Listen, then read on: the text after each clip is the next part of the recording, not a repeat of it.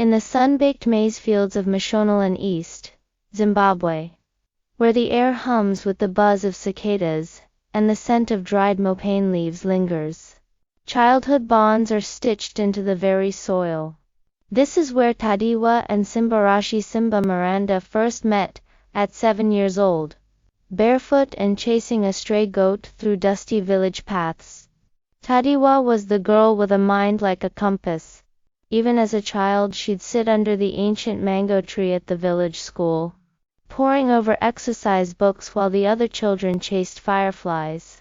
Her parents, a teacher and a farmer, drilled into her, "Education is your freedom, Tadeo. No one can take that from you." She took it to heart. Simbracia, by contrast, was quiet, steady, with a smile that could light up a mud hut. He was kind, loyal, and adored by everyone in the village. But his family carried the weight of generations of tradition. Simbracia's clan was rooted in the old ways. His grandfather, a village elder, would sit them down under the baobab tree and say, "A man is the head of the home. His mistakes are forgiven. A woman's shame is eternal." Words that would one day twist the love Tadeo and Simbracia shared. As children, they didn't hear those words as a threat, only as the hum of the world they'd always known. They studied together, shared sadza with peanut butter at midday, and promised each other, "We'll leave this village, we'll do big things, together." Years later, that promise became reality. Tadeo and Simbracia both earned scholarships to the University of Zimbabwe's College of Health Sciences. Tadeo, a brilliant pre-med student with a knack for pediatrics. Simbracia, a sharp, steady surgeon in the making. They fell in love in the lecture halls, over late-night study sessions, and in the quiet of Harare's rainy nights. By their late 20s, they were both doctors at Harare's Central Hospital. Tadeo, a pediatrician who could soothe a crying baby with a single hum. Simbracia, a general surgeon who'd save lives in the OR with calm precision. They were Zimbabwe's golden power couple. They built a sleek, modern home in a leafy Harare suburb, floor-to-ceiling windows, a kitchen where they cooked together, a playroom filled with toys for the 2 children they dreamed of. They split the load equally. Tadeo worked long shifts at the hospital, caring for sick kids across the city. Simbracia covered late surgeries, but always came home to tuck their kids into bed. They paid equal bills, shared parenting duties, and lifted each other up when work felt heavy. In 2018, their daughter Chipo Gift was born, followed by their son Takunda Victory 2 years later. Their life was perfect, or so it seemed. To the outside world, they were the epitome of success, 2 black doctors building a life together, giving their kids everything they'd never had. But beneath the surface, Simbracia's family's toxic traditions were gnawing at the edges. At their traditional wedding, Simbracia's grandmother pulled Tadeo aside. Her fingers gnarled with age, her voice sharp as a knife. "You're a lucky woman, Tadeo," she said, pressing a beaded bracelet into her hand. "A good wife knows her place. Your husband will make mistakes men do. You must forgive him. You must stay silent. A woman who questions her husband shames the clan." Tadeo forced a smile, but her chest tightened. She looked at Simbracia, who was laughing with his uncles over traditional beer. He'd never let that happen, she thought. He's not like that. She was wrong. Slowly, insidiously, Simbracia began to change. The late nights at the hospital stopped being about emergencies. The locked phone, hidden in his bedside drawer, became a barrier.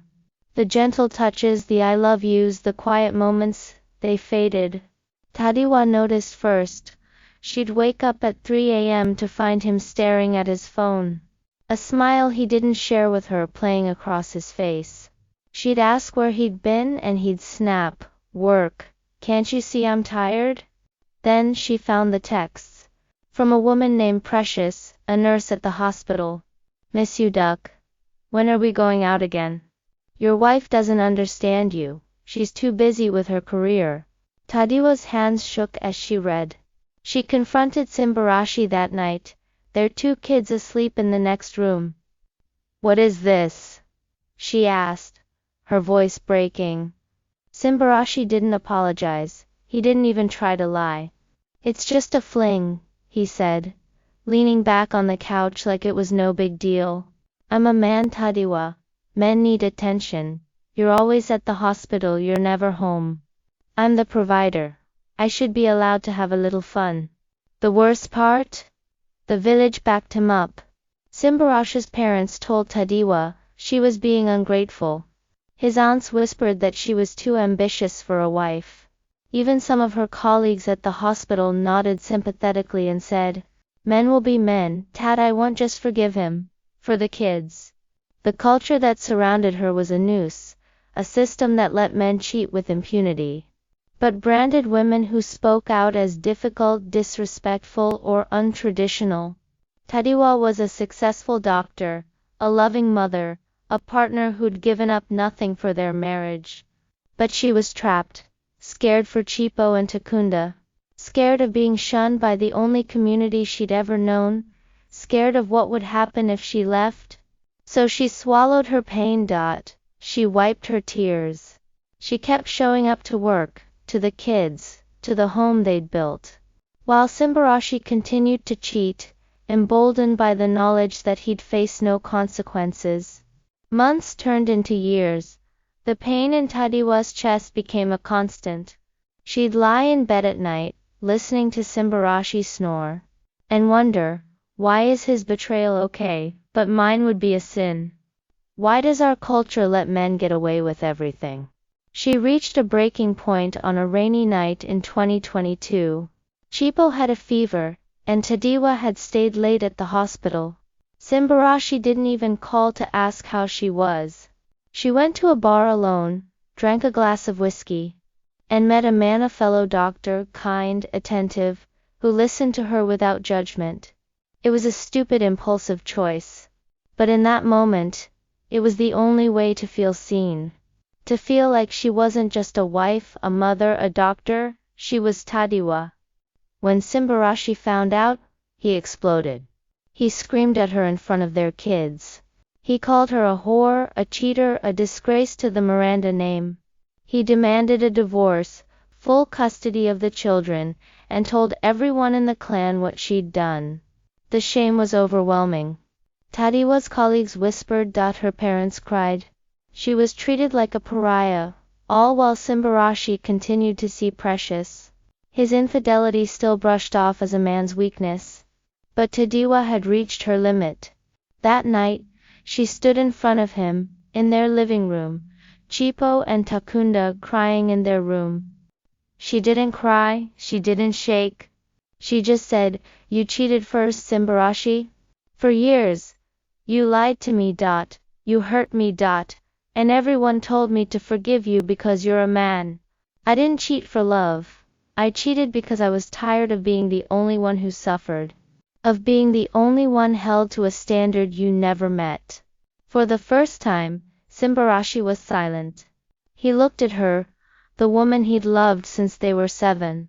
The doctor who'd saved his life during a medical emergency in residency, the mother of his children. He thought of the promises they'd made under that mango tree.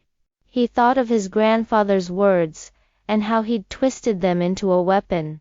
He thought of the look on Tadewa's face when she found his text raw, broken, human. He realized he'd been a coward. He'd hidden behind his culture to avoid taking responsibility for his choices. Weeks of soul-searching followed. Simbracia moved to a friend's house.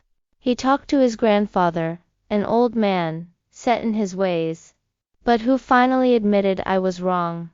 The world is changing. Our traditions don't have to hurt people. He talked to Tadewa, too honestly for the first time. He apologized for the cheating, for the lies, for making her feel small. He apologized for believing the lies his family had told him for so long. Tadewa apologized, too. For the cheating, for the pain she'd caused. She told him she still loved him, but that they could never go back to the way things were. They had to change. So they did. They set new rules. No secrets. No lies. Equal say in every decision, parenting, finances, careers. They stopped letting Simbracia's family dictate their marriage. When his grandmother tried to push Tadeo into staying silent during a family gathering, Tadeo looked her in the eye and said, "I'm not that girl anymore. My marriage is my choice." Simbracia stood beside her. Slowly they rebuilt their life. It wasn't easy. There were still arguments, still moments where the pain lingered. But it was honest. They took Chipo and Takunda to therapy, to help them process what had happened. They taught their kids that love isn't about power, it's about respect. That men and women are equal. That cheating is never okay no matter who you are. Today Tadeo and Simbracia are still together. They still work at the same hospital, Tadeo as the head of pediatrics, Simbracia as the chief of general surgery. They still cook together, still tuck their kids into bed, still laugh at the silly memories of their childhood in the village. But they're different now. They've built a marriage that defies the ugly traditions of their culture. A marriage rooted in equality, honesty, and love. This story isn't just about Tadeo and Simbracia. It's about a reality millions of women in Zimbabwe and beyond face.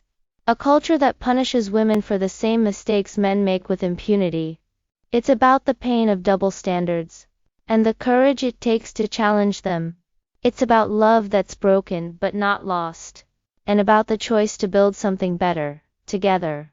Because at the end of the day, a vow isn't just words. It's a promise to choose each other equally. Always.